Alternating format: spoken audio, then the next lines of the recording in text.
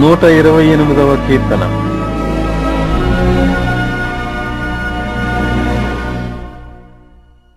యెహోవా యందు భయభక్తులు కలిగి ఆయన త్రోవల యందు నడుచువారందరూ ధన్యులు. నిశ్చయముగా నీవు నీ చేతుల కష్టార్జితమును అనుభవించెదవు. నీవు ధన్యుడవు, నీకు మేలు కలుగును. నీ లోగిట నీ భార్య ఫలించు ద్రాక్షావళి వలె నుండును. నీ భోజనపు బల్ల చుట్టూ నీ పిల్లలు ఒలీవ మొక్కల వలె నుందురు. యెహోవా యందు భయభక్తులు గలవాడు ఈలాగు ఆశీర్వదింపబడును. సియోనులో నుండి యెహోవా నిన్ను ఆశీర్వదించును. నీ జీవితకాలమంతయు యెరూషలేమునకు క్షేమము కలుగుట చూచెదవు.